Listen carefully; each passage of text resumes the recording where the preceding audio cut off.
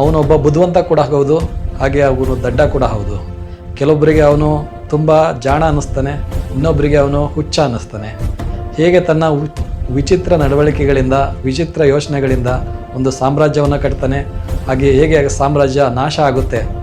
ಬನ್ನಿ ನಾವಿವತ್ತು ತಿಳ್ಕೊಳ್ಳೋಣ ಮೊಹಮ್ಮದ್ ಬಿನ್ ತುಘಲಕ್ ಅನ್ನೋ ಒಬ್ಬ ಹುಚ್ಚ ರಾಜನ ಬಗ್ಗೆ. ನಾವು ಮೊಹಮ್ಮದ್ ಬಿನ್ ತುಘಲಕ್ ಬಗ್ಗೆ ತಿಳ್ಕೊಬೇಕು ಅಂದರೆ ಸ್ವಲ್ಪ ವರ್ಷ ಹಿಂದೆ ಹೋಗಬೇಕು. ಅಂದರೆ 1316ರಲ್ಲಿ ಅಲ್ಲಾವುದ್ದೀನ್ ಖಿಲ್ಜಿ ಡೆಲ್ಲಿ ಸುಲ್ತಾನ್ ಏನಾಗಿರ್ತಾನೆ, ಅವನು ಕಾಯಿಲೆಯಿಂದ ಸತ್ತೋಗ್ಬಿಡ್ತಾನೆ. ಆವಾಗ ಒಂದು ವ್ಯಾಕ್ಯೂಮ್ ಕ್ರಿಯೇಟ್ ಆಗುತ್ತೆ, ಯಾರು ರಾಜ ಆಗಬೇಕು ಅಂತ. ಖುಸ್ರು ಖಾನ್ ಅನ್ನೋ ಒಬ್ಬ ವ್ಯಕ್ತಿ ಡೆಲ್ಲಿ ಸುಲ್ತಾನ್ ಆಗಿರ್ತಾನೆ. ಆದರೆ ಈ ಖುಸ್ರು ಖಾನ್ ರಾಜ ಆಗಿರೋದು ಯಾರಿಗೂ ಇಷ್ಟ ಇರೋದಿಲ್ಲ ಡೆಲ್ಲಿಯಲ್ಲಿ. ಆವಾಗ ಈ ಅರಿಸ್ಟೋಕ್ರಾಟ್ಸ್ ಏನಿರ್ತಾರೆ ಅವರೆಲ್ಲ ಪಂಜಾಬ್ ಪ್ರಾವಿನ್ಸಲ್ಲಿದ್ದಂಥ ಒಬ್ಬ ಸಾಮಂತ ರಾಜ ಗಾಜಿ ಮಾಲಿಕ್ ಅವನ ಹತ್ರ ಹೋಗಿ ಕೇಳ್ಕೊತಾರೆ, ಈ ಖುಸ್ರು ಖಾನನ್ನು ತೆಗೆದುಬಿಟ್ಟು ನೀನು ರಾಜ ಆಗಬೇಕು ಇಲ್ಲಿ ಅಂತ. ಆವಾಗ ಈ ಗಾಜಿ ಮಾಲಿಕ್ ಏನು ಸಾಮಂತ ರಾಜ ಇರ್ತಾನೆ, ಅವನು ಡೆಲ್ಲಿಯಲ್ಲಿ ಇರ್ತಕ್ಕಂಥ ಖುಸ್ರು ಖಾನ್ ಅನ್ನೋವನ್ನ ಸಾಯಿಸ್ಬಿಟ್ಟು ಡೆಲ್ಲಿಯ ಸುಲ್ತಾನ್ ಆಗ್ತಾನೆ. ಮತ್ತು ಅವನು ತುಘಲಕ್ ಡೈನೆಸ್ಟಿ ಶುರು ಮಾಡ್ತಾನೆ. ಅವನ ಹೆಸರು ಕೂಡ ಚೇಂಜ್ ಮಾಡ್ಕೊಳ್ತಾನೆ. ಅವನ ಹೆಸರು ಗಾಜಿ ಮಾಲಿಕ್ ಇಂದ ಗಯಾತ್ ಅಲ್ಲದ್ದೀನ್ ತುಘಲಕ್ ಅಂತ. ಇವನ ಮಗನೇ ಜುವಾನ್ ಖಾನ್ ಅಲಿಯಾಸ್ ಅಲ್ಲಾವುದ್ದೀನ್. ಇವನ ಮಗನೇ ಜುವಾನ್ ಖಾನ್ ಅಲಿಯಾಸ್ ಮೊಹಮ್ಮದ್ ಬಿನ್ ತುಘಲಕ್, ನಾವೇನು ಹುಚ್ಚು ರಾಜ ಅಂತ ಕರಿತೀವಿ. ಅವನು ಮಗು ಹುಟ್ಟಿದಾಗ ತುಂಬ ಖುಷಿಯಾಗಿರ್ತಾನೆ ಅನಿಸುತ್ತೆ. ನನಗೊಬ್ಬ ಮಗು ಹುಟ್ಟಿದ್ದಾನೆ, ಇವನು ನನ್ನ ಆಲ್ಮೋಸ್ಟ್ ಒಂದು ಭಾರತ ದೇಶನೇ ಆಳ್ತಾನೆ ಅಂತ ತುಂಬ ಖುಷಿಯಾಗಿರ್ತಾನೆ ಅನಿಸುತ್ತೆ. ಆದರೆ ಇಷ್ಟೊಂದು ಹುಚ್ಚಾಟಗಳು ಮಾಡ್ತಾನೆ ಅಂತ ಅವ್ರ ತಂದೆ ಕೂಡ ಗೊತ್ತಿರೋದಿಲ್ಲ ಅನಿಸುತ್ತೆ. ಅವನು 1320ರಲ್ಲಿ ಅಧಿಕಾರಕ್ಕೆ ಬಂದಾಗ ಗಯಾತ್ ಅಲ್ಲದ್ದೀನ್ ತುಘಲಕ್ ಅಂದರೆ ಮೊಹಮ್ಮದ್ ಬಿನ್ ತುಘಲಕ್ ಅಪ್ಪ ಮೊಹಮ್ಮದ್ ಬಿನ್ ತುಘಲಕ್ನ ದೇವಗಿರಿಗೆ ಕಳಿಸ್ತಾನೆ. ಯಾಕೆಂದರೆ ಇಲ್ಲಿರೋಂಥ ಸಂಪತ್ತನ್ನು ಕೊಳ್ಳೆ ಹೊಡೆದು ಅಲ್ಲಿಗೆ ತಗೊಂಡೋಗ್ಬೇಕಂತ. ಫಸ್ಟ್ ವಾರಲ್ಲೇ ಮೊಹಮ್ಮದ್ ಬಿನ್ ತುಘಲಕ್ ಗೆದ್ದುಬಿಡ್ತಾನೆ.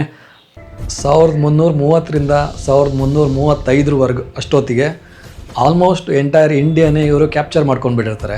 ಅಂದರೆ ಇವರಿಗೆ ಸಾಮಂತ ರಾಜರಾಗಿ ಇವ್ರು ಯಾವ ಥರ ಮಾಡ್ತಾಯಿದ್ರಂದರೆ ವಾರಿಗೆ ಹೋಗೋದು, ಮತ್ತು ಅಲ್ಲಿ ಸೋಲಿಸಿದ ತಕ್ಷಣ ಇವ್ರಿಗೆ ಆ ರಾಜರುಗಳನ್ನ ಅಲ್ಲೇ ಬಿಟ್ಬಿಟ್ಟು ಸಾಮಂತ ರಾಜರನ್ನಾಗಿ ಮಾಡಿಕೊಂಡು ಮತ್ತು ದುಡ್ಡನ್ನು ಪ್ರತಿ ವರ್ಷ ಇವರಿಗೆ ದುಡ್ಡನ್ನು ಕಲೆಕ್ಟ್ ಮಾಡ್ಕೊಳ್ತಾ ಹೋಗೋದು. 1335ರಲ್ಲಿ ಮೊಹಮ್ಮದ್ ಬಿನ್ ತುಘಲಕ್ ತಂದೆ ತಿರ್ಕೊಂಡು 3 ದಿನಕ್ಕೆ ಇವನು ನಾನೇ ಡೆಲ್ಲಿ ಸುಲ್ತಾನ್ ಅಂತ ಘೋಷಣೆ ಮಾಡ್ಕೊಂಡು ಬಿಡ್ತಾನೆ. ಅಲ್ಲಿಂದ ಶುರುವಾಗುತ್ತೆ ಮೊಹಮ್ಮದ್ ಬಿನ್ ತುಘಲಕ್ನ ಹುಚ್ಚಾಟಗಳು. ಇವನು ಅಧಿಕಾರಕ್ಕೆ ಬಂದ ಮೊದಲನೇ ಮಾಡೋ ಕೆಲಸ ಏನಂದರೆ 1335ರಲ್ಲಿ ಮೊಹಮ್ಮದ್ ಬಿನ್ ತುಘಲಕ್ ಅಧಿಕಾರಕ್ಕೆ ಬಂದ ತಕ್ಷಣ ಅವನು ದೊಡ್ಡ ದೊಡ್ಡ ಪ್ಲ್ಯಾನ್ಗಳು ಇಟ್ಕೊಂಡಿರ್ತಾನೆ. ಆದರೆ ಅವನು ಎಕ್ಸಿಕ್ಯೂಷನ್ ಏನಿರುತ್ತೆ ಅದು ತುಂಬ ಪೂರ್ ಆಗಿರುತ್ತೆ.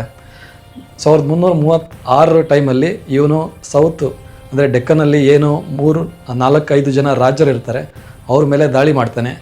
ಇಲ್ಲಿ ಆ ಟೈಮಲ್ಲಿ 1336 ಟೈಮಲ್ಲಿ ಕಂಪಿಲರಾಯ ಏನು ಕುಮಟದುರ್ಗ ಏನಿದೆ ಅಲ್ಲಿ ಕಂಪಿಲರಾಯ ಮತ್ತು ಕುಮಾರರಾಮ ಅವ್ರ ಮೇಲೆ ದಾಳಿ ಮಾಡ್ತಾನೆ. ಆ ಟೈಮಲ್ಲೇ ಅವರು ಇವನಿಂದ ಸೋಲ್ತೀವಿ ಅಂತ ಗೊತ್ತಾದ ತಕ್ಷಣ ಅವರು ಸತಿ ಸಹಗಮನ ಪದ್ಧತಿ, ಅವರು ಮನೆಯಲ್ಲಿರೋಂಥ ಹೆಣ್ಮಕ್ಳೆಲ್ಲ ಬೆಂಕಿಗೆ ಹಾರಿಬಿಡ್ತಾರೆ. ಯಾಕೆಂದರೆ ಇವ್ರ ಕೈಲಿ ಸಿಕ್ಕಿದ್ರೆ ಇನ್ನೂ ಎಷ್ಟು ದೊಡ್ಡ ಅನಾಹುತಗಳಾಗ್ಬಿಡುತ್ತೆ ಅಂತ. ಮೊಹಮ್ಮದ್ ಬಿನ್ ತುಘಲಕ್ ಕಂಪಿಲರಾಯ ದೇವನ ಮೇಲೆ ದಾಳಿ ಮಾಡೋದಕ್ಕೆ ಇನ್ನೊಂದು ಬಲವಾದ ಕಾರಣ ಏನಂದರೆ ಅವನ ಅಳಿಯ ಬಹಾವುದ್ದೀನ್ ಗುಶಾಪ್ ತನ್ನ ಮಾವನನ್ನು ಕೊಂದ್ಬಿಟ್ಟು ಏನಾದರೂ ಮಾಡಿ ಅಧಿಕಾರ ತೊಗೊಬೇಕು ಅಂತ ಯೋಚನೆ ಮಾಡ್ತಾ ಇದ್ದಿದ್ದ ವಿಚಾರ ತುಘಲಕ್ಗೆ ಗೊತ್ತಾಗ್ಬಿಡುತ್ತೆ. ಆವಾಗ ಬಹಾವುದ್ದೀನ್ ಗುಶಾಪ್ನ ಎಲ್ಲ ಕಡೆ ಹುಡ್ಕಾಡಿಸ್ತಾರೆ. ಅಷ್ಟರಲ್ಲಿ ಅವನು ಸೌತ್ ಇಂಡಿಯಾಗೆ ಓಡಿ ಬಂದುಬಿಟ್ಟಿರ್ತಾನೆ. ಇಲ್ಲಿ ಕಂಪಿಲರಾಯ ದೇವರ ಆಸ್ಥಾನದಲ್ಲಿ ಆಶ್ರಯ ತಗೊಂಡಿರ್ತಾನೆ. ಇದಾದಮೇಲೆ ಮೊಹಮ್ಮದ್ ಬಿನ್ ತುಘಲಕ್ ಕಂಪಿಲರಾಯ ದೇವನ ಮೇಲೆ ದಾಳಿ ಮಾಡಿ ಅವರನ್ನು ಸೋಲಿಸ್ಬಿಟ್ಟು ಬಹಾವುದ್ದೀನ್ ಗುಶಾಪ್ನ ವಶಪಡಿಸ್ಕೊಂಡ್ಬಿಡ್ತಾರೆ. ಮತ್ತು ಇಲ್ಲಿಂದ ಶುರುವಾಗುತ್ತೆ ಅವನ ಹುಚ್ಚಾಟ. ಬಹಾವುದ್ದೀನ್ ಗುಶಾಪ್ನ ಸಜೀವವಾಗಿ ಚರ್ಮ ಸುಡಿಸ್ತಾರೆ ಮತ್ತು ಅವನು ಕುದಿಯುವಂಥ ಒಂದು ಅನ್ನದ ಪಾತ್ರೆಯಲ್ಲಿ ಹಾಕ್ಬಿಡ್ತಾರೆ. ಬಿರಿಯಾನಿ ಮಾಡಿ ಅವನ ಹೆಂಡತಿ ಮಕ್ಕಳಿಗೆ ಅವನನ್ನು ಊಟ ಮಾಡಿಸ್ತಾರೆ. ಇದು ಸಾಲದಿಲ್ಲ ಅಂದ್ಬಿಟ್ಟು ಅವನ ಸ್ಕೆಲಿಟನ್ಸ್ನ ತೊಗೊಂಡು ಮುಖಕ್ಕೆಲ್ಲ ಒಂದು ಮುಖವಾಡ ಥರ ಹಾಕ್ಬಿಟ್ಟು ಅದನ್ನು ಇಡೀ ಭಾರತದ ಪೂರ್ತಿ ಮೆರವಣಿಗೆ ಮಾಡಿಸ್ತಾರೆ. ಮತ್ತು ಯಾಕೆ ಈ ಥರ ಮಾಡ್ತಾರೆ ಅಂದರೆ ಯಾರೂ ಕೂಡ ಮೊಹಮ್ಮದ್ ಬಿನ್ ತುಘಲಕ್ ಎಗೇನ್ಸ್ಟ್ ಹೋಗಬಾರ್ದು ಅನ್ನೋದು ಅವನ ಉದ್ದೇಶ ಆಗಿರುತ್ತೆ. ಇದೆಲ್ಲ ನೋಡಿದ್ರೆ ನಮ್ಗೆ ಏನು ಅನಿಸುತ್ತೆ ಅಂದರೆ ಅವನು ಭೂಮಿ ಮೇಲೆ ನರಕ ಎಲ್ಲರಿಗೂ ತೋರಿಸ್ಬಿಟ್ಟು ಹೋಗಿದ್ದಾನೆ ಅಂತ ನಮ್ಗನ್ಸುತ್ತೆ.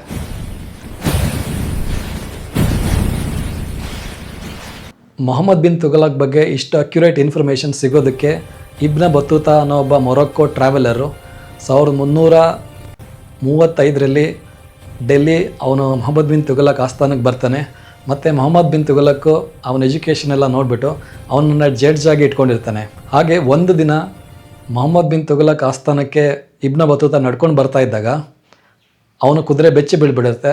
ಏನು ಅಂತ ಒಂದು ಇಬ್ನ ಬತೂತ ನೋಡಿದಾಗ ಅಲ್ಲಿ ಎಷ್ಟೊಂದು ಜನದ ಬಾಡಿನ ಕಟ್ ಮಾಡಿಬಿಟ್ಟು ಹಾಕ್ಬಿಟ್ಟಿರ್ತಾರೆ. ಹೀಗೆ ಇಬ್ನ ಬತೂತ ಹೇಳೋದೇನೆಂದರೆ, ಅವನು ಎಷ್ಟು ವರ್ಷ ಮೊಹಮ್ಮದ್ ಬಿನ್ ತುಘಲಕ್ ಆಸ್ಥಾನದಲ್ಲಿರ್ತಾನೆ ಅಷ್ಟೂ ದಿನಗಳ ಕಾಲ ಪ್ರತಿದಿನ ಏನಾದರೂ ಒಂದು ಈ ಥರ ಸಮಸ್ಯೆಗಳು ಆಗ್ತಾನೆ ಇತ್ತು ಅಂತ ಅವನು ಬರೀತಾನೆ.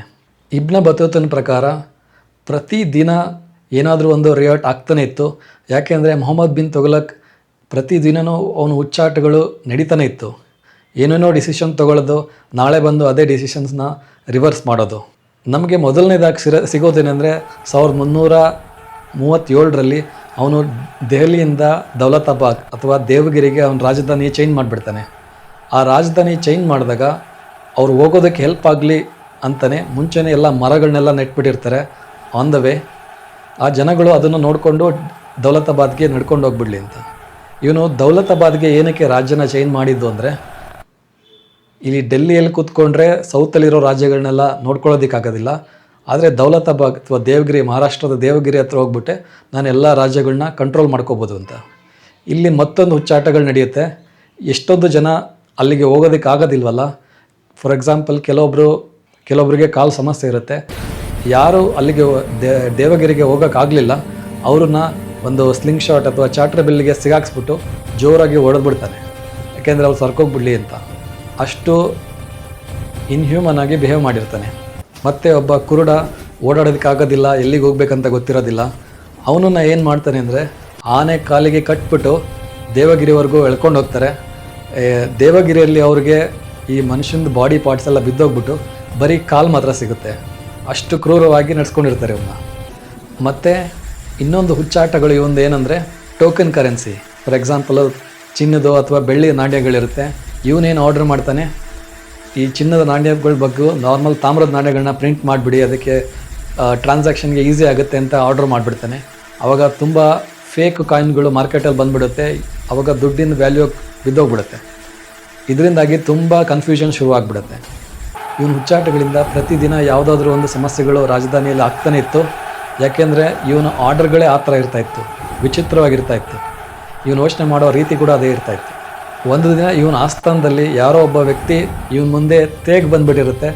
ತೇಗ್ಬಿಟ್ಟ ಅಂದ್ಬಿಟ್ಟು ಅವನನ್ನು ಸಾಯಿಸೇ ಬಿಡ್ತಾರೆ.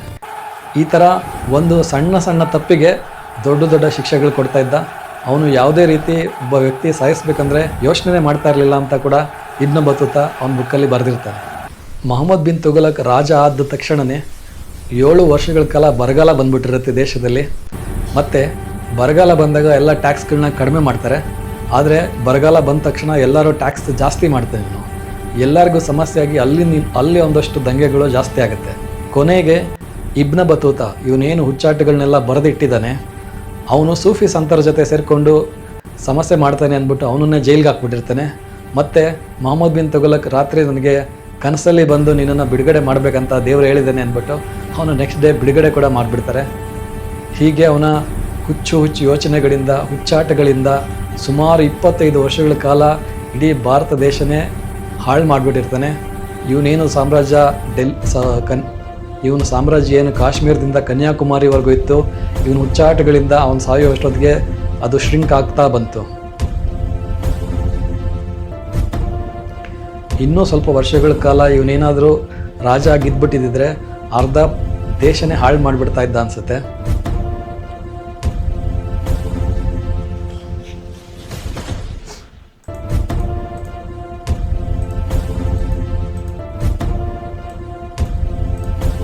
Fortunately 20th March 1351 Mohammad bin Tughlaq war ಫೀಲ್ಡಲ್ಲಿದ್ದಾಗ ಸತ್ತೋಗ್ಬಿಡ್ತಾನೆ. ಅಲ್ಲಿವರೆಗೂ ಸೌತಲ್ಲಿರುವಂಥ ರಾಜ್ಯಗಳೇನಿರುತ್ತೆ ಇಷ್ಟೊಂದು ಕ್ರೂರವಾಗಿ ಈ ಥರ ಯುದ್ಧಗಳಾಗುತ್ತೆ ಅಂತ ಇವ್ರಿಗೆ ಐಡಿಯಾನೇ ಇರೋದಿಲ್ಲ. ಈ ಟೈಮಲ್ಲಿ ಹುಟ್ಟಿದ್ದೇ ವಿಜಯನಗರ ಸಾಮ್ರಾಜ್ಯ. ಹಕ್ಕ ಬುಕ್ಕ ಏನು ಅಣ್ಣ ತಮ್ಮಂದಿರ್ತಾರೆ, ಅವರು ವಿಜಯನಗರ ಸಾಮ್ರಾಜ್ಯವನ್ನು ಸ್ಥಾಪನೆ ಮಾಡ್ತಾರೆ. ನೋಡಿ ಯಾವ್ಯಾವ ಥರ ಎಲ್ಲ ರಾಜರುಗಳು ನಮ್ಮನ್ನು ಆಳ್ವಿಕೆ ಮಾಡಿದ್ದಾರೆ. ಮತ್ತು ನಮ್ಗೆ ಇದರಿಂದ ಏನು ತಿಳಿಯುತ್ತೆ ಅಂದರೆ, there is nothing new under the sun. ಮತ್ತೊಂದು ವಿಡಿಯೋದಲ್ಲಿ ಮತ್ತೊಂದು ವಿಷಯದ ಬಗ್ಗೆ ಮಾತಾಡೋಣ. ಅಲ್ಲಿವರೆಗೂ ಬಾಯ್.